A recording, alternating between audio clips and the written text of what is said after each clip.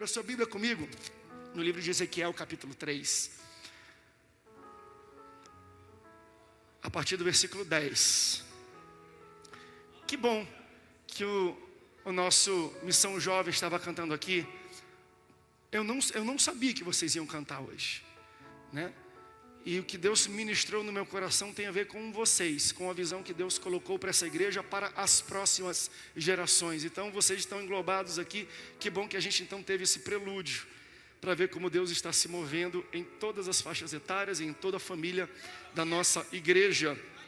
Se você encontrou Ezequiel capítulo 3, nós vamos começar a ler a partir do versículo 10. Diz assim a palavra de Deus: ainda me disse mais, quem? Deus.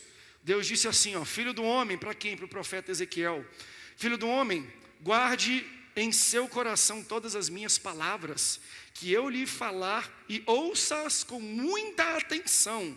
Vá falar com os exilados e com os filhos do seu povo, e quer ouçam, quer deixem de ouvir, fale com eles e diga-lhes: assim diz o Senhor Deus. Então o Espírito me levantou e ouvi atrás da minha voz de um grande estrondo que, levantando-se do seu lugar, dizia: bendita seja a glória do Senhor. Ouvi ruídos das asas dos seres viventes que tocavam umas nas outras, e barulho das rodas juntamente com eles, e o som de um grande estrondo. Que definição esquisita. E aqui, então o Espírito me levantou e me levou. Eu fui amargurado no furor do meu espírito, e a mão do Senhor se fez forte sobre mim. Então fui até o Abibe, aos exilados que habitavam junto ao rio Quebar, e durante 7 dias assentei-me ali, perplexo, no meio deles.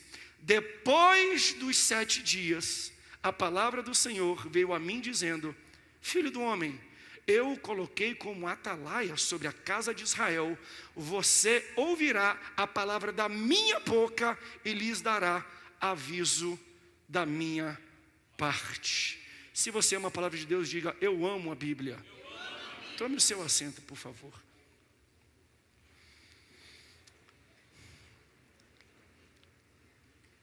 Hoje a mensagem, para você que nos visita, vai ser um pouco diferente do que geralmente eu prego. Nós estamos na série de mensagens Profetizando 2022. E o que Deus instruiu no meu coração foi para a gente compartilhar um pouco de visão.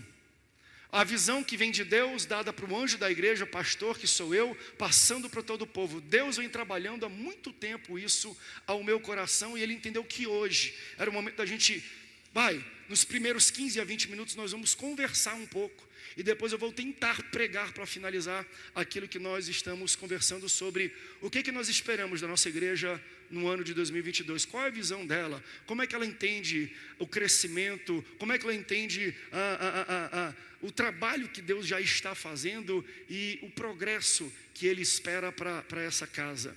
Eu entendo que Deus ele está criando uma mudança. Por isso eu quero falar sobre essa mudança, porque antes da gente fazer a mudança, a gente precisa primeiro criar. E só se cria mudança não com a mão, quando a gente fala.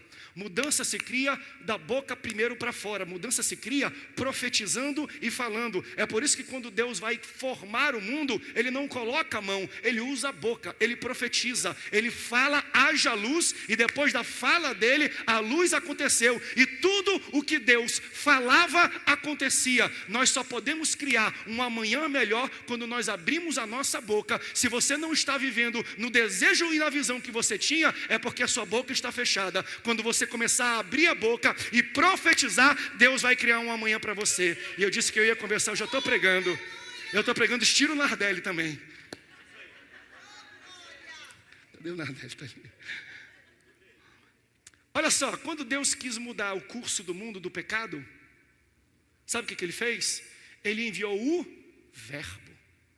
Por quê? Porque quando a gente verbaliza, as coisas acontecem. Até Deus, para criar o mundo, Ele usou a boca. Quando Ele foi resgatar o mundo, Ele usou o verbo. Se você entender que você tem que abrir a boca para profetizar e verbalizar da fé e do compromisso e do texto da Bíblia. Pastor, eu estou sem fé, não tem problema. Abre a tua Bíblia e começa a citar a Bíblia sobre a sua vida. Porque quando você verbaliza, Deus faz acontecer na sua vida.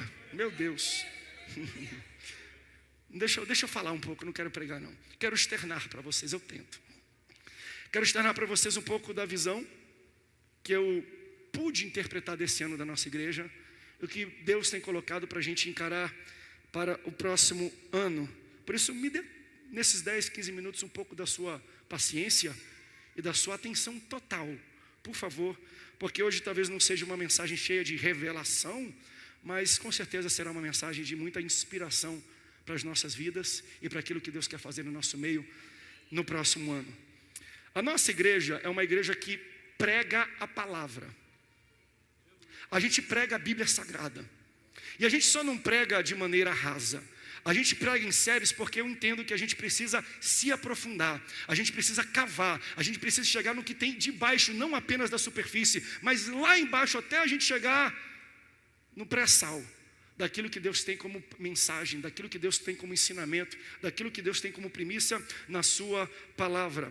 E eu entendo que a gente se diferencia às vezes de outras igrejas, e eu não estou trazendo aqui nem comparações para falar mal de uma e de outra, estou apenas fazendo constatações de o que Deus nos fez como igreja, qual é a identidade da Assembleia de Deus Centro de Convenções e Missão em São José dos Campos. Nós somos uma igreja guiada pela Bíblia e pelo Espírito Santo. A gente prega a palavra, a gente vive a palavra, a gente aplica a palavra e a gente se aprofunda na palavra. Eu não conheço muitas igrejas muito antibíblicas, por mais que pessoas podem falar na internet, não, aquela igreja, não é que eles são contra ou falam coisas diferentes da Bíblia, é que às vezes eles não gostam de se aprofundar em um assunto que nós gostamos. A característica da nossa igreja é uma igreja que se aprofunda no estudo e na pregação da palavra de Deus. Não são errados, mas às vezes não escolhem pregar algumas coisas que nós gostamos de pregar. A gente estuda de Gênesis a Apocalipse na nossa EBD. A gente prega de Gênesis a Apocalipse aqui nesse templo, porque nós entendemos que toda a palavra é inspirada por Deus e toda ela é necessária para se aplicar e exortar na vida de cada um de nós. E nós temos um tempero talvez um pouco diferente, porque nós somos uma igreja pentecostal. Igrejas que não são pentecostais têm a tendência de serem um pouco contidas. Mas eu tenho visto muito, aqui em São José, em todo o Brasil, um movimento de igrejas que são contidas, começando a se abrir para o Espírito Santo de Deus e a sua atuação. Começando a entender o mover e a celeridade e a urgência que Deus tem para os últimos tempos, que Ele fala, derramarei sobre todas as pessoas, toda a carne, o meu espírito, e eu creio que isso está acontecendo. Igrejas que são mais contidas, começam a se abrir para a plenitude da ação e da atuação do Espírito Santo, que é aquilo que nós sempre demos em liberdade desde o início. Só que existe um grande problema nisso, porque quando você começa a dar espaço para o Espírito Santo, ele age. Mas ao mesmo tempo, quando você ainda não tem uma identidade formada, você tem a tendência de querer tolir a ação do Espírito Santo, porque você acha que vai perder controle. E aí que mora o problema, porque quando você prega o Espírito Santo toma conta do lugar e o controle vem para ele. Porque quando eu prego sobre o Espírito Santo aqui nessa igreja, e eu digo que nós somos guiados pela Bíblia, é pelo Espírito Santo, o que eu estou afirmando é que existe uma voz acima da minha, que existe uma voz além da minha, mais forte que a minha, que te guia, que prega, que ministra e que fala contigo. Só que muitos têm medo de ter uma voz além da voz do púlpito para guiar o povo. Quem está entendendo, diga amém. E eu falo isso com muito temor e tremor. Me dá um pouquinho de retorno, eu estou achando estranho para mim, que aqui no palco, está no púlpito o retorno, não sei o que é, por favor. Você tem que entender que acima da minha voz existe a voz do Espírito Santo. Que acima dos meus ensinamentos existe aquilo que o Espírito Santo quer falar para você. Eu quero que você não seja guiado pela minha voz, mas pela voz daquele que habita dentro de você. daquele que quer morar dentro de você, daquele que te guia, porque a minha voz não te dá dons, eu não consigo te dar talentos, quem concede é o Espírito Santo, conforme Ele quer, e o que eu tento fazer aqui é, Espírito Santo, me dá clareza e entendimento dos dons e talentos que tu tem depositado na vida de cada pessoa, porque eu vou ser suporte, eu vou ser o teu auxiliar, eu vou ser o teu ajudador, tu vai na frente, eu vou atrás, a tua é a voz guia, eu só vou fazer como Ezequiel, eu quero ecoar a sua voz. Mudou de novo o som aqui, não sei porque está estranho. Eu quero só ecoar a voz do Espírito Santo. Eu não preciso que a minha voz seja mais alta que a Ele. Eu não preciso tolir, segurar o agir do Espírito Santo, porque quando Ele toma essa casa, você já viveu em alguns momentos. Ontem a gente viveu isso, na última Santa Ceia local nós vivemos isso. Quando o Espírito Santo resolve atuar, agir e derramar aqui, é Ele que toma conta, porque Ele é o dono dessa igreja, não é o pastor André. Mas pastor, como é que o senhor quer que eu desenvolva os meus dons e talentos que o Espírito Santo me deu, se o senhor não dá nem oportunidade para eu dar uma pregação, para eu dar uma palavra, para eu fazer uma oração, para eu fazer alguma coisa? Meu irmão, nós somos 1000 pessoas aqui nessa igreja. Se eu fosse dar oportunidade para todo mundo, na liturgia do culto de domingo, para todo mundo fazer alguma coisa, você imagina, a gente ia sair daqui 6 horas da manhã. Então eu tenho também que guiar a liturgia do culto para que seja algo um pouco mais agradável. Mas deixa eu dar uma dica para você. Jesus também tinha dons, e nenhum dos milagres que Jesus performou foi dentro da sinagoga. Todos os dons recebidos e usados por Jesus foi fora, foi na rua, foi na estrada, foi no campo, foi no deserto. Então tem muita gente que fala, eu vou sair daquela igreja porque ela até me ensina, mas ela não me dá oportunidade. Eu falei com o pastor que eu queria orar no final por cura na igreja e ele não me deu essa oportunidade. Meu filho, tem um monte de hospital com gente doente precisando da sua oração. Então se você acha que o único local para você desenvolver o chamado e o dom que Deus te deu é na liturgia, em 2 horas, num domingo à noite, você não entendeu bem aquilo que Deus colocou na sua vida. Dons não foram feitos para ser exercidos dentro do culto da igreja, foram feitos para ser exercidos quando você sai daqui. Vai profetizar, vai pregar, vai cantar, vai falar. Deixa Deus usar a sua vida fora apenas desse ambiente. O problema é que tem gente que só quer pregar na igreja. Essa pessoa não quer servir não, ela quer ser vista. É diferente.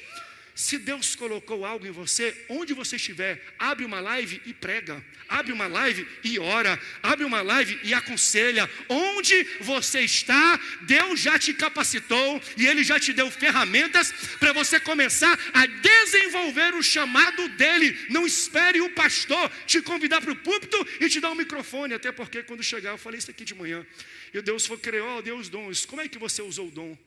A parábola dos talentos fala disso. Para um ele deu 5, 2 e 1. Quando o Senhor voltou, ele falou assim, o que você fez com o seu talento? Eu enterrei o meu talento. Por quê? Porque tem gente que tem 5, tem gente que tem 2, canta melhor, fala melhor, ou não tive oportunidade. Você percebe que quando o Senhor vai questionar o uso dos talentos, ele é individual. Ele não vai chegar com o Rodolfo e falar assim, Rodolfo, como você usou os talentos? O pastor André não me deu oportunidade. Deus não vai vir para cima de mim não. Deus vai falar, o pastor André, o problema é dele. Ele tem os talentos e os dons dele. Eu quero saber o que você fez com os seus, porque os seus dons e os seus talentos são a sua responsabilidade fazer. Não queira ser visto, queira servir na casa do Senhor. Porque eu sei que uma igreja grande como essa é difícil a gente abrir oportunidade para todos. Até porque eu vou falar disso, a gente se propôs a ter uma liturgia mais dinâmica e diferenciada. E isso diminui ainda mais a possibilidade de ter muitas participações. Mas o que Deus está falando é, se sua igreja for o mundo, toda a população, quase os 800 mil habitantes de São José dos Campos, são a sua igreja. Comece a usar aquilo que eu te dei na rua, no shopping, no trabalho, na faculdade, onde você estiver, na lanchonete, no restaurante, comece a usar lá no batalhão da polícia militar, lá na cadeia, não sei onde Deus te colocou, mas lá é a tua igreja, onde Deus te posicionou como trabalho. As amizades, as pessoas que te cercam, são as pessoas que precisam receber aquilo que Deus escondeu dentro do teu terreno, aquele tesouro que Ele depositou em você. Se você está entendendo, dê um glória a Deus. Então, Nesse ano, eu falei aqui, nós recebemos 450 novos membros. Compramos aí 500 cadeiras para poder comportar todo mundo. Mas deixa eu dizer para você, por isso que eu falei que é uma conversa inicialmente. Qual é a minha interpretação deste crescimento? Glória a Deus por esse crescimento. Só Ele que pôde fazer. Metade desse crescimento são de ex-assembleanos que estavam fora e retornam para sua casa. Sejam muito bem-vindos. Essa casa é de vocês. Outra parte de pessoas que foram salvas e libertas, aceitaram Jesus e retornaram na casa do Senhor, também aqui nos nossos cultos. Louvado seja o nome do Senhor por isso. A outra parte também de pessoas que vieram de outras igrejas e chegaram aqui e experimentaram um pouco da liturgia do culto, do mover do Espírito Santo, da liberdade que nós damos para a pregação da palavra e falaram, gostei daqui, eu vou ficar aqui. Então, a minha leitura do nosso crescimento é que nós tivemos um ótimo crescimento que só Deus poderia dar, mas de certa forma um crescimento automático. Por que automático? Entenda, muitas pessoas retornaram, muitas pessoas já eram crentes, estavam em outras igrejas, e elas mudaram de local, mudaram de casa. E não tem, gente, não tem nada de errado com isso. Eu não estou falando para você que chegou aqui para a gente agora, não. Eu não estou culpando e nem julgando nada. Eu estou tentando fazer uma autoanálise daquilo que nós fazemos ou queremos fazer como igreja para o próximo ano. Porque às vezes você estava num local que era muito bom em salvação. Hoje nós temos igrejas no Brasil que são especialistas em alcançar gente e salvar gente, e limpar gente e converter gente. Antes um papel que era nosso, de visitação, que a gente está tentando resgatar isso, estamos fazendo com o nosso pessoal de missões, que era chegar junto, evangelizar, trazer, fazer ele converter. Hoje a gente perdeu um pouco esse papel, outras igrejas tomam esse papel. Como é que a gente está posicionado então? As pessoas entram nessas igrejas, são libertas lá, mas quando elas batem no teto do ensino bíblico e a fome pela palavra é maior, elas procuram um local onde elas são mais bem alimentadas, e aqui elas encontram um banquete para serem alimentadas por aquilo. Glória a Deus e aleluia por todas as igrejas. Mas o que Deus tem me incomodado é, André, vocês têm que voltar a ganhar almas. Vocês têm que voltar para ir para a rua. Eu não sei, eu sei que internet é bom, eu sei que Facebook é bom, Instagram é bom, live é bom, mas não tem nada melhor do que sentar do lado de uma pessoa e falar assim, ó, eu posso falar para você o que Deus fez na minha vida?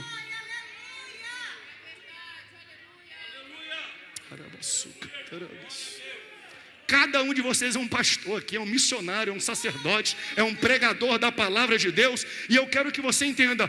E desculpa, eu faço essa pergunta também para mim: quantas pessoas vocês ganharam nesse ano que passou? Quantas? Pessoas aceitaram Jesus que você acompanhou. Entende? Ser crente é isso, não é vir para a igreja e se alimentar e consumir. Então, o centro de convenções, iniciando por aquilo que Deus colocou na vida do pastor Felipe, louvado seja ele, a Luana, com muita sabedoria e muita coragem, se propôs a fazer algo diferente, se propôs a fazer algo novo aqui, a romper algumas coisas para poder alcançar, para poder comunicar e ser eficiente e eficaz. Dá um pouco de retorno, está estranho mesmo aqui o áudio para mim, por favor. E tentar se comunicar de alguma forma com as pessoas que estavam perto, que ainda não eram alcançadas pelo estilo da nossa igreja. Nós não podemos nos tornar irrelevantes em ganhar almas, em nos distanciar do discurso e da forma ao povo a quem Deus nos chamou. Deus nos chamou para impactar essa cidade. Não podemos nos distanciar da conversa, do discurso, do dia a dia e do jeito dessas pessoas. E que estratégia foi que Deus deu, continua dando, e eu acho que vai permanecer para o próximo? No ano passado, o lema da nossa igreja foi esse ano foi guiados pela Bíblia e pelo Espírito Santo, e o próximo ano também será. O ano passado, você lembra qual foi o lema da nossa igreja? Meus filhos e meus netos terão a mesma fé que eu tenho. Então eu lembro que nós pregamos um ano inteiro sobre isso. E eu lembro que eu falei aqui, ó, Deus está dando uma visão para a gente. Nós temos que alcançar a próxima geração. Nós temos que criar uma igreja que seja adequada para a próxima geração. Nós temos que criar uma Assembleia de Deus que seja adequada, eficiente, eficaz, que alcance, que toque o coração, que se comunique com a próxima geração. E para a gente fazer isso, a gente vai ter que passar por algumas mudanças. É natural. Mudar o ambiente, mudar a liturgia, adicionar um som, adicionar uma luz, um telão, uma tecnologia, bota o microfone. Não é que a gente está mudando a nossa teologia, não é que a gente está mudando o cerne, mas nós temos que nos adaptar para a gente poder se comunicar melhor com essa geração. Gente, eu posso ser verdadeiro com vocês? Eu posso abrir? Tem gente que está visitando e está falando, eu não estou entendendo nada que esse pastor está falando. Você vai entender ainda, mas eu estou abrindo o meu coração como pastor. Sabe por que muitas igrejas têm medo? De acompanhar a velocidade que Deus está andando, porque elas têm um risco que o sustento e a provisão da igreja saia pela porta. Porque quando eu adequo um pouco da igreja para alcançar os filhos e os netos ficam felizes, mas os pais e os avós ficam tristes e vão embora. E quem sustenta geralmente uma igreja é pai e avô. Só que quando eu preguei, eu falei no último ano, eu lembro de um culto que eu falei, Deus me chamou, me colocou nessa cidade, colocou a minha esposa e a minha família, porque nós vamos atrás dos filhos de vocês, nós vamos atrás dos netos de vocês, e eu preciso da ajuda de vocês. Eu lembro que a igreja levantou, glória a Deus, aleluia. Foi uma apoteose, parou, acabou o culto aqui, glória a Deus, aleluia.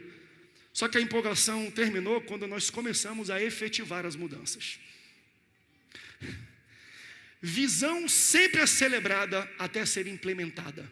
Lembre disso. A visão era sempre, glória a Deus, aleluia, é isso mesmo, pastor, vai nos filhos, vai nos netos. Aí quando a gente começa a fazer uma pequena mudança, uma pequena adequação, bota uma tinta aqui, bota uma luz ali, bota um moving light aqui, bota todo mundo, não estou gostando, pastor, eu quero sair, porque vocês não são mais da Assembleia de Deus, porque vocês não veem mais a sã doutrina, porque vocês não estão mais entendendo os usos e costumes, e a gente começa a ficar com medo. Por quê? Porque os nossos filhos e netos ainda não estão no auge da sua renda. E além disso, eles ainda não estão doutrinados ou ensinados sobre fidelidade e generosidade. Aí o medo da gente ter o sustento da casa do Senhor faz com que a gente fique parado no tempo e não se mova na velocidade da relevância dessa próxima juventude. Eu estou pregando. Eu já estou pregando. Mas eu estou pregando do meu coração, da minha alma. Eu escrevi algumas coisas aqui. Como um pastor, 2 anos servindo aqui, já pude ver muita coisa. Às vezes fico feliz, pastor Bispo, e às vezes eu fico triste em ouvir relatos de igrejas potentes, poderosas. O que era essa igreja nos anos 80, nos anos 90, a hegemonia que tinha o campo, o trabalho que tinha, quando fazia da 1 a 10, quando juntava as mulheres, era um negócio gigante. As pessoas falam com aquela, lembra daquele tempo que a gente ia e andava e pegava ônibus, falavam com tanto amor, e a gente vai nas igrejas hoje, cadê? Cadê aquele mover? Cadê a igreja cheia? Cadê a igreja avivada? Igrejas nossas, eu estou falando da gente. Cadê a igreja avivada? Cadê o crescimento da igreja? Cadê aquela que chegavam 6 horas, 5 da tarde para pegar o culto 7? O que aconteceu com isso? O grande problema é que a nossa igreja viveu um tempo de pico, surfando na crista da onda. Só que a onda desceu e nós descemos juntos. E eu já morei no Rio de Janeiro, e 1 ou 2 coisas eu aprendi de surf. Quando a onda está acabando ou está fechando, você vira de novo e volta a remar. Você faz a transição para subir a próxima onda que vem. Porque o que é relevante hoje, daqui a 10 anos talvez não seja mais relevante. Estou falando de formato, não estou falando de doutrina. Pegue o que eu prego hoje e vai lá em João Vera Pellegrino e pega a mensagem dele. É a mesma doutrina, como fala carioca, é a mesma. É a mesma palavra, é o mesmo ânimo, é o mesmo vigor, é o mesmo espírito. Só que às vezes eu boto uma meia colorida, só que às vezes eu boto o microfone assim, não é? Só que às vezes é com favelation. Transicionar. E a gente tem que aprender a transicionar junto com o tempo, para ser uma igreja que ganha almas, para ser uma igreja que ganha pessoas, como nunca ganhamos antes na história e na vida desta igreja. Que serventia tem a sua fé se você não exercita ela? Fé não foi feita para ser exercida dentro da igreja. Dom e talento não foi feito para ser exercido aqui dentro do templo.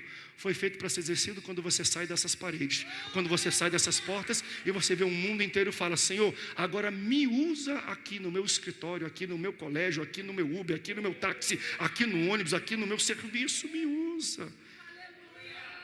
De que adianta a gente chegar aqui, a gente fala, eu recebo mensagens e agradeço as mensagens que muitos mandam. Pastor, que palavra, que mensagem, eu fui muito alimentado. O grande problema é que a gente sai daqui gordo, alimentado da palavra que Deus deságua sobre a nossa cabeça e a nossa vida. Só que quando chega lá fora, a gente não exercita e não queima as calorias da palavra e da comida que nós recebemos aqui. Não é para cá. Aqui você recebe e lá fora você compartilha.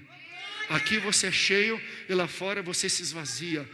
Todo crente desta igreja deveria estar participando pelo menos de uma ação do nosso departamento de missões, indo para o hospital, indo evangelizar, trazendo alguém para cá. Ano que vem, Deus tem dado algumas estratégias para você pegar 3 pessoas durante 2 meses, orar por essa pessoa, fazer um convite para essa pessoa. Nós vamos fazer cultos de colheitas, e eu já estou profetizando isso aqui, que não vai ter cadeira para caber tanta gente, e o espaço, eu vou ter que tirar as cadeiras até a câmera, para dar espaço para as pessoas que vão aceitar a Jesus. Nós vamos lançar a rede no ano que vem, só que eu não vou lançar a rede sozinho. Você não tem que convidar o seu amigo, a sua amiga para a igreja e falar assim, vem lá, vem ouvir a pregação do pastor André. Não, isso não é evangelho não.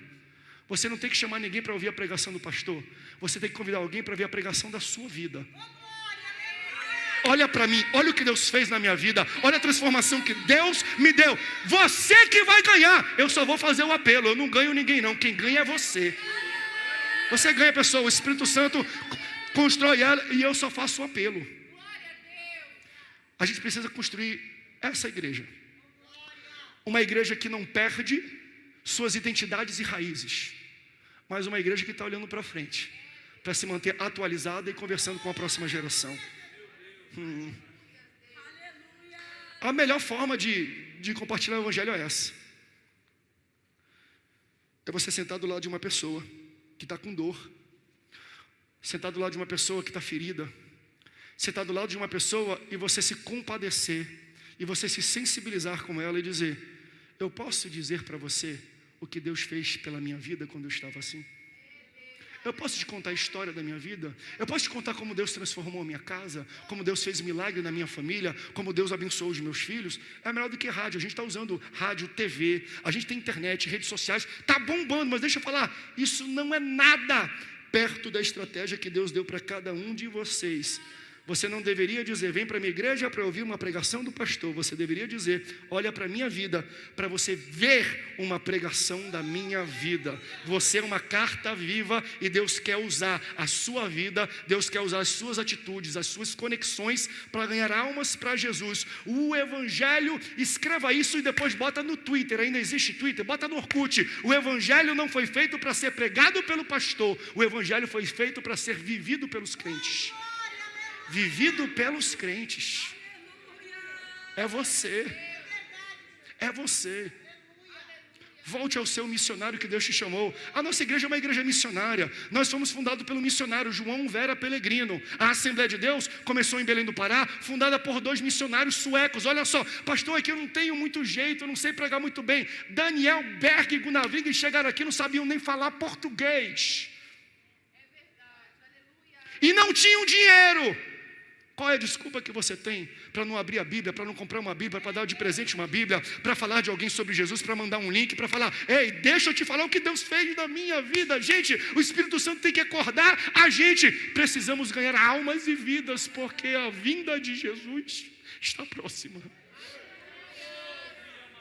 Ai, abaço. A vinda de Jesus está próxima. Ah, pastor, mas eu já vou para o céu, amém. A parábola dos talentos é um pouco disso. Não está falando que um vai para o inferno não, mas o que ele está falando, uma das aplicações é, você está no céu, mas o que você fez na terra enquanto tinha talentos? Quantos talentos você multiplicou enquanto você estava lá? Nós não estamos apenas numa jornada para ir para o céu. Glória a Deus, estamos no céu, mas existem coisas maiores no céu para a gente viver. Aleluias. O que você está fazendo com o que Deus colocou na sua mão? Com o que Deus depositou para você? Olha o que Deus faz com Ezequiel. Ezequiel tem um povo que eu vou te enviar. Tem um povo que você precisa pregar. E Deus usa o profeta Ezequiel, dá para ele as coordenadas. Ele vai até um povo cativo, nós lemos a palavra. Ele fala, vai para aquele povo que está cativo e prega para eles. E olha como é que Deus instrui essa modificação, essa aproximação para ganhar vidas. Ezequiel capítulo 3, versículo 10. Eu vou ler aqui e agora sim eu vou pregar para você. Foi só uma introdução. Em 10 minutos eu fecho isso aqui. Ainda me disse, filho do homem, bota para mim Ezequiel capítulo 3, versículo 10. Guarde em seu coração todas as minhas palavras que eu lhe falar e ouça-as com muita atenção. Você vai aos exilados com os filhos do seu povo. Deus está falando, se os pais não querem escutar, não tem problema, vai direto nos filhos. Quer ouçam, quer não, vá direto e diga-lhes, assim diz o Senhor, quer ouçam, quer deixem de ouvir. Se eles te ignorarem, o problema não é teu. A tua função e o teu trabalho é pregar. A tua função e o teu trabalho é compartilhar. Se ele vai ser salvo, se ele vai receber, o problema não é seu, o problema é meu. Deixa comigo, só lança a semente. Lança uma semente. Fala com alguém. Compartilhe o evangelho. Eu não sei, não precisa da Bíblia. Eu não sou exegeta, eu não sou pastor. Fala o que Deus fez na sua vida. Como é que Deus te transformou e lança essa semente? Versículo 12, então o Espírito me levantou e eu ouvi atrás de mim uma voz de um grande estrondo, levantou do seu lugar. Versículo 11, ouvi um ruído das asas. Versículo 14, então o Espírito me levantou e me levou. Olha isso aqui, que extraordinário. E eu fui amargurado no furor do meu espírito, e a mão do Senhor se fez forte sobre mim. Então fui até o Abibe, aos exilados que habitavam junto ao rio Quebar, e aqui está o que eu vou pregar aqui nos próximos 10 a 15 minutos para vocês. Quando ele chega ao povo a quem Deus enviou, aos exilados que estavam junto do rio Quebar, olha o que ele fala, durante 7 dias, assentei-me ali, perplexo no meio deles. Fui até os cativos, mas quando eu cheguei, eu sentei onde eles estavam sentados. Porque antes de dizer qualquer coisa, sente para ouvir as pessoas. Sente para sentir o problema das pessoas. Se sensibilize com a dureza, com o choro, com a dor das outras pessoas. Antes de chegar com as suas respostas, antes de chegar com a Bíblia na mão, antes de chegar com todas as soluções, com as chaves, antes de chegar com uma pregação, com um sermão, antes de você dar lição de moral, Deus está falando, senta! Ouve, conversa, se sensibiliza, veja o que eles precisam. E é isso que o profeta faz. Quando eu cheguei lá, eu sentei e eu convivi com eles. Eu vivi entre eles. Quando Ezequiel chegou e ele foi enviado a esse povo, ele ficou tão, como diz o texto, perplexo, que ele não conseguiu nem pregar. Ele sentou, ele falou, o que está acontecendo aqui? Por que eles vivem assim? Como é que eles vivem assim? Como é que a gente pode ajudar eles daqui? Foi tão grande o impacto que ele pegou ao sentar e ver, e perceber, e enxergar as pessoas, que ele precisou respirar por 7 dias para colocar as ideias certas. Opa, calma aí, não, eu estava errado, eu não tenho que chegar de qualquer jeito, eu preciso entender quem eles são, eu preciso sentir a dor dessas pessoas. Nós pensamos que nós temos às vezes todas as respostas, porque a gente tem diploma, porque a gente fez CETASC, porque a gente fez curso médio, porque a gente tem terno e gravata, porque a gente tem 30 anos de crente, porque a gente é formado em teologia. O profeta também pensou assim, eu vou chegar lá com chave, eu vou chegar lá com pregação, eu vou chegar lá falando a verdade, eu vou lá tirar eles todos. Mas quando ele viu como as pessoas viviam, ele percebeu que existia um vácuo, uma lacuna gigante entre a teologia e o que ele vivia dentro da igreja e o que as pessoas realmente viviam no dia a dia da vida delas. Tanto que ele precisou ficar 7 dias sentado, perplexo, ouvindo, vendo e conhecendo o problema das pessoas. Posso ser verdadeiro de novo com vocês? Se você quer levantar para ensinar, primeiro senta para aprender. Porque quando você senta para aprender, Deus te dá autoridade para depois você levantar e poder compartilhar aquilo que você recebeu. Eu tenho às vezes dificuldade, e não estou falando mal se você faz isso, mas tem curso e gente e coach digital que fala: eu vou te ensinar como é que você ganha R$1 milhão em um ano, e o cara nunca fez 100 mil reais, vai na conta bancária. Como é que você nunca fez 100 mil reais e você vai me ensinar a ganhar R$1 milhão? Meu filho, senta primeiro na cadeirinha, depois de você ganhar o seu primeiro milhão, aí você me diz qual é a dificuldade, qual é os caminhos das pedras, o que você passou para poder me passar o que você viveu e não o que você ouviu. Vai primeiro e vê, e senta e aprende para depois você vir e me falar. Tenho dificuldade de gente que vem com realização nenhuma e ensinando como é que a gente deve se realizar. Eu tenho dificuldade com gente que, Senhor me ajuda, com gente que vai para a África, e eu não quero falar dos grandes pregadores porque eu conheço a maioria deles, são homens de Deus, mas tem outros que vão para a África, fazem uma grande cruzada. A cruzada é 7 horas da noite, chega meio-dia de aviãozinho, jatinho, vai para o campo, prega, volta para o jatinho e volta de novo para sua casa. Pregou sobre o quê? Prosperidade. Meu filho, tu quer pregar sobre prosperidade na África? Chega 7 dias antes e anda de bike, e anda a pé, e vê como é que as pessoas vivem, porque eu tenho certeza que quando você andar, vai mudar a tua pregação, vai mudar o teu discurso, vai mudar a tua teologia. O que eu quero ensinar para a Assembleia de Deus, parou o tempo da gente chegar aqui, e claro que nós temos a nossa doutrina, o nosso jeito, mas não é de cima do púlpito para baixo. A gente tem que sentar onde as pessoas estão sentando aqui embaixo, e entender a realidade delas, antes de subir, para ficar dando cajadada, para ficar querendo ensinar coisas que estão muito longe da realidade dessas pessoas. Anda entre elas, senta, aprende, sente a dor delas. Só tem autoridade para levantar e ensinar quem primeiro sentou para perceber, para aprender e para ouvir. Eu tenho dificuldade, meu amor, quando chamam a atenção da gente por causa da nossa filha. Nossa menina, ela é muito inquieta. Se fosse a minha filha, querido, nem filho tu tem. Tu quer falar de gente que tem filho? Primeiro tem um filho, para depois querer julgar quem tem filho. Não, mas eu já tive filho. A minha filha está até casada.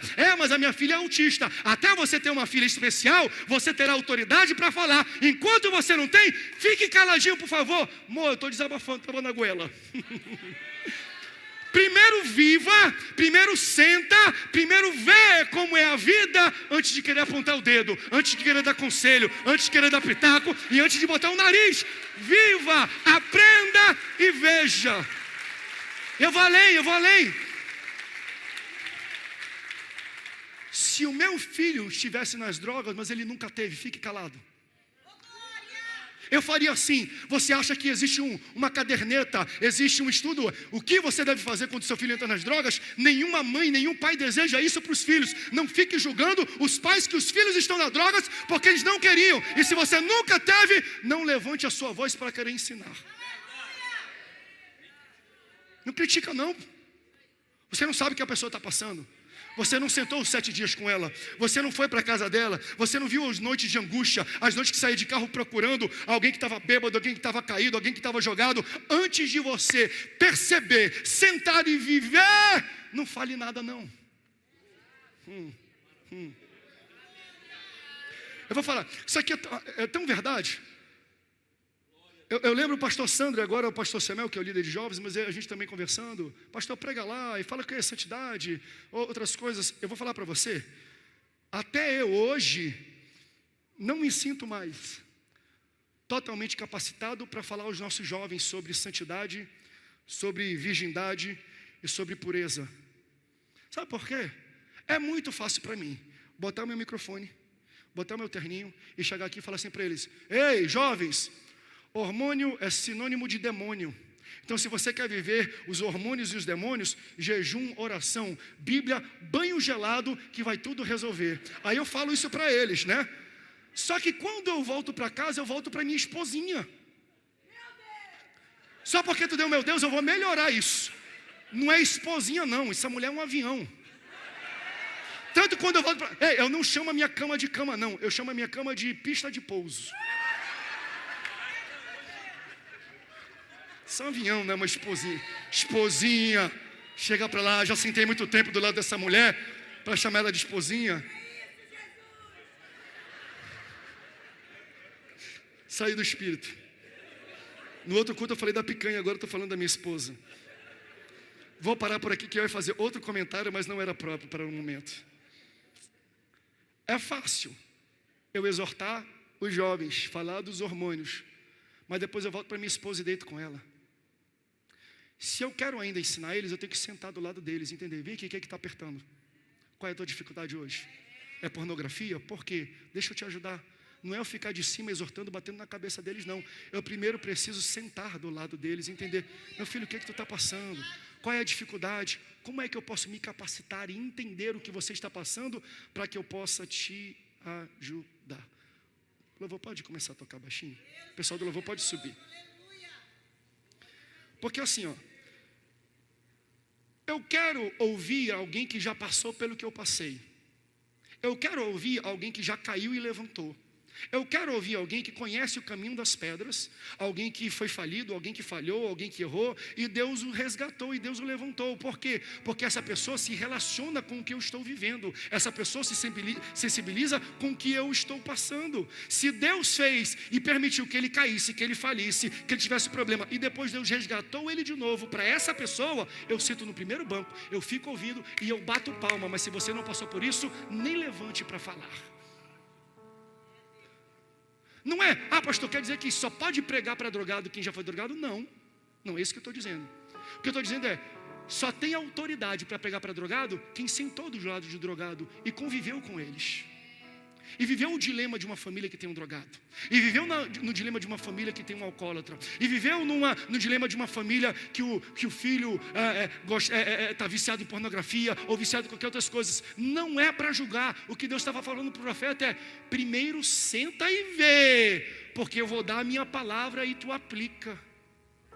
Porque se eu ler a palavra de Deus agora, meu irmão, a palavra de Deus vai ser um terçado na cabeça de pessoas. A mesma espada de dois gumes é um terçado desamolado, cego, se eu não entender e sentar antes da pessoa do lado dela. Então, conforme eu vou vendo, percebendo e vivenciando coisas, aquilo que Deus coloca no meu coração através da sua palavra vai ser mais penetrante, vai ser mais profundo, pastor Bispo, pastor Sandro, Valéria, Zefinha. Eu preciso conviver, eu preciso sentir as pessoas, eu preciso me relacionar. Porque por muito tempo o ambiente de igreja era um ambiente que julgava. Porque a gente é muito bom em identificar falhas de pessoas, mas nós somos péssimos em investigar o porquê a pessoa falhou. A gente só quer condenar. Errou e caiu. Não. Irmão, por que tu caiu? O que está acontecendo? O que está passando? Ei, como é que eu posso te ajudar? Não joga o teu talento, não joga o teu ministério assim, não. O que aconteceu na tua vida lá atrás que tu largou do Senhor? O que está acontecendo, irmão? Minha irmã, meu filho, minha filha, o que está acontecendo? Eu não quero julgar você pelo erro, eu quero entender o que causou ele. Senta aqui comigo, vamos bater um papo. Eu já falei isso, eu assisti outro dia um vídeo no jornal, estava falando uma matéria sobre os não binários, sabe, aqueles meninos, meninas, adolescentes, que não se identificam nem com o sexo masculino, nem com o sexo feminino. E aí fizeram uma matéria de uns 5 minutos, tentando entender por quê, por onde, o que aconteceu, para cá, para lá, blá. Quando chegou no final, entrevistaram um rapaz, e ele falou para mim uma coisa extraordinária, e terminou com a frase dele, a matéria. Porque o repórter falou: vem aqui, os seus pais aceitam, os seus pais não brigam, eles não tentam te corrigir. A frase do menino foi assim, eu até aceito a correção, mas primeiro eu quero sentir o afeto.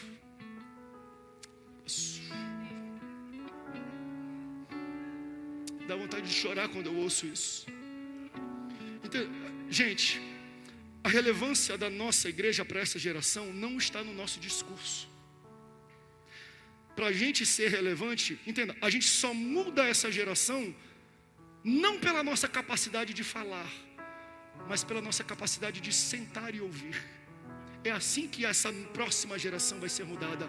Talvez a geração passada era mudada apenas com a fala, apenas com a palavra. A próxima é diferente. A próxima primeiro fala assim, pode corrigir, eu aceito, eu te ouço, mas antes me mostra um pouco de afeto. Mas antes senta do meu lado. Mas antes tenta entender porque eu penso assim, porque eu ajo assim, porque a minha vida é assim. Tenta primeiro entender antes de vir com a sua Bíblia na minha cara, esfregando, jogando na minha cabeça. Aleluias. Deus não chamou a gente para usar a Bíblia como uma arma, jogando na cabeça e matando as pessoas. Deus está falando aqui, ó, senta. Essa geração não vai mudar pela nossa capacidade de falar, vai mudar pela nossa capacidade de ouvir. E não é isso que essa geração está querendo ser ouvida. O que é rede social? Só que a rede social é uma péssima plataforma. Porque a plataforma da rede social é feita para as pessoas falarem, mas não tem ninguém te ouvindo não. No máximo dá um like, um comentário e uma compartilhada. Todo mundo está falando o que quer e ninguém está ouvindo nada. E essa geração está se desabafando nessa plataforma. Está falando tudo porque não tem quem ouça. Então Deus está falando para cada um de nós. No ano de 2022, Deus quer forjar vocês, a mim, a minha família, a sermos pessoas que sentem, se sensibilizem, ouça, escuta, para depois falar, para depois compartilhar. Deus falou isso. Compadeça. 7 dias. Só depois de 7 dias ele se levantou para falar. Sabe por quê? Porque Jesus nos ensinou isso também. Jesus precisava mudar a gente. Só que ele falou, não vou mudar aqui desse trono de glória no céu não. Eu vou sentar onde eles sentam. Eu vou calçar os sapatos deles. Eu vou vestir a roupa deles. E ele desceu, e a gente vai comemorar isso no próximo culto. E ele se envolveu em uma manjedoura. Por quê? Porque ele quis sentir o que a gente sente. Antes dele falar qualquer coisa, ele teve que sentar. E olha, eu acho tão bonito, porque, irmãos, vocês estão me escutando, Jesus queria sentir tanto a tua dor, ele se compadece, sensibiliza tanto com o que você está passando, que quando ele escolheu viver entre nós e sentar para entender a gente, ele escolheu uma moça que engravidou enquanto ainda era solteira. Imagina o dedo apontado, imagina o julgamento, imagina a pressão em cima. O que Deus estava falando é, eu vou na pior situação para comprovar para cada um de vocês que eu já passei por isso também. E se eu passei por isso, eu sei qual é a dor. E se eu sei qual é a dor, eu tenho autoridade para levantar e falar isso para vocês. Não sei qual dor você está passando aqui hoje, mas Jesus já sentiu essa dor. E Ele pode te ensinar como é que sai dela, porque Ele morreu por você, e a dor que você vive hoje Ele tomou para si, e na cruz do Calvário ela foi pregada, lançada no inferno para a eternidade. O ambiente que Jesus escolheu foi um ambiente de constrangimento, foi um ambiente de julgamento, de dor e de acusação. Quem é esse Jesus que tocou o cego, que tocou o leproso, aquele que se sensibilizava com todo mundo, não era só com o pobre, não. Ele ia para a casa de Zaqueu, um publicano rico, e ele conversava sobre o que é ser rico, como é viver com muito dinheiro, e saía da casa de Zaqueu, foi até um tanque onde tinha um homem mendigo por 38 anos e conversou com ele também. Ele senta com os ricos para entender o problema do rico, e ele senta com o pobre para entender o problema do pobre. Eu não sei para onde Deus te enviou, mas Deus está falando, seja rico bilionário, ou seja pobre mendigo, senta do lado para entender os problemas destas pessoas, antes de você levantar para falar. Escute isso, e tome isso como resumo da mensagem. Jesus sentou onde nós estamos sentados. Jesus sentou onde nós sentamos por 30 anos para poder se qualificar e levantar para falar por 3 anos. Por 30 anos ele não fez nada a não ser andar com as pessoas, a não ser conversar com as pessoas, a não ser entender as pessoas, se compadecer. 30 anos sentado para ouvir, aprender e perceber. E só 3 anos que ele se levantou para começar a falar, ensinar, exortar e curar. Nós, no próximo ano, seremos de novo guiados pelo Espírito Santo e pela Bíblia. Mas eu profetizo, e tome isso no seu coração, eu sinto que Deus está nos guiando para sentarmos.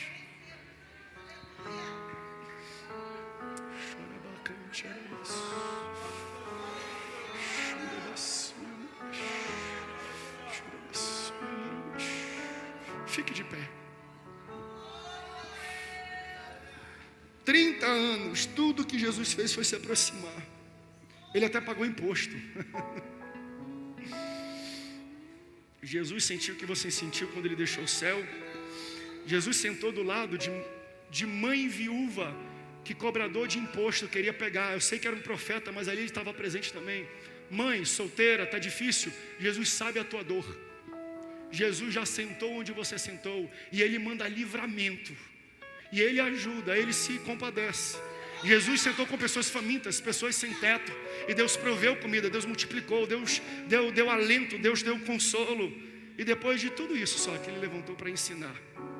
E aquele Espírito é o Espírito que está aqui. Talvez eu não tenha sentado do seu lado todo esse tempo, mas o Espírito de Deus que está aqui te acompanhou todo esse tempo. Ele chorou junto com você. Ele se alegrou junto com você. E o que nós vamos comemorar no próximo domingo, na cantata de Natal, é a execução deste plano. O texto diz assim, quando Jesus nasceu, os anjos apareceram no campo onde estavam os pastores de ovelha. Quando os anjos apareceram anunciando o nascimento de Jesus, uma nuvem de glória tomou eles, e eles sentiram na pele a glória. Isso é tão bonito, porque o que ocorreu ali é uma transferência de natureza. Então Jesus desce e ele sente o tecido da roupa que você usa, para que você sinta a glória que ele sente no céu. Transferência de natureza é: Deus viveu a sua natureza e experimentou a sua natureza, para que você pudesse experimentar a natureza dele. E hoje eu quero fazer um convite para um presente especial, para algo extraordinário. Eu vou pedir que a igreja fique de olho fechado e interceda nesse momento. Esse Espírito está aqui. Ele sabe que você passou. Ele sentou do teu lado. E Ele está apto a conversar contigo e te tirar dessa. Ele já chorou muito contigo. Ele já sofreu muito contigo. Ele viu as noites. Ele viu o choro, a lágrima. Ele sentiu a tua dor. E hoje Ele quer falar: me deixe te vestir com a minha glória, porque eu desci do céu para sentar do teu lado, para poder te aconselhar, e o meu Espírito quer entrar e viver dentro de você, porque eu quero te ajudar, eu quero erguer a minha mão, o meu braço, eu quero te tirar dessa, e eu quero que você viva comigo para o resto da sua vida. Eu quero fazer um convite para que...